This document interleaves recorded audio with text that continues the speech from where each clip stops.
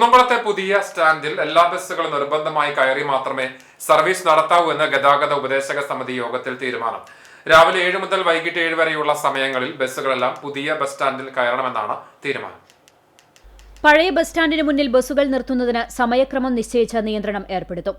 നഗരത്തിലെ അനധികൃത പാർക്കിംഗ് പൂർണ്ണമായും ഇല്ലാതാക്കുന്നതിന്റെ ഭാഗമായി നിശ്ചിത സ്റ്റാൻഡുകൾക്ക് പുറമെയുള്ള അനധികൃത ഓട്ടോ പാർക്കിംഗിനെതിരെ കർശന നിയമ നടപടികൾ സ്വീകരിക്കും. നഗരസഭ മുൻകൂട്ടി നിശ്ചയിച്ചിട്ടുള്ള റെഡ് സോൺ മേഖലകളിൽ യാതൊരു കാരണവശാലും തെരുവ് കച്ചവടം അനുവദിക്കില്ലെന്നും അധികൃതർ വ്യക്തമാക്കി.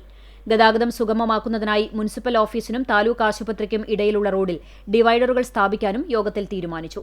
നഗരത്തിലെ ഗതാഗതക്കുരുക്കിന് ശാശ്വത പരിഹാരം കാണുന്നതിനും ട്രാഫിക് പരിഷ്കാരങ്ങൾ ഊർജിതമാക്കുന്നതിനുമായി ചേർന്ന യോഗത്തിൽ നഗരസഭാ ചെയർപേഴ്സൺ സൗമ്യ അനിലൻ അധ്യക്ഷയായി.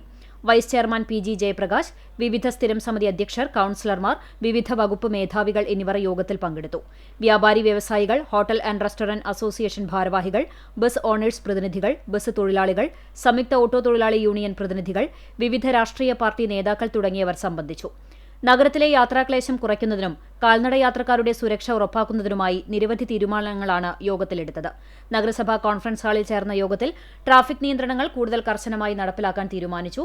നഗരത്തെ കൂടുതൽ ജനസൌഹൃദമാക്കാൻ എല്ലാ വിഭാഗം ജനങ്ങളും ട്രാഫിക് പരിഷ്കരണങ്ങളോട് പൂർണ്ണമായി സഹകരിക്കണമെന്ന് ചെയർപേഴ്സൺ അഭ്യർത്ഥിച്ചു.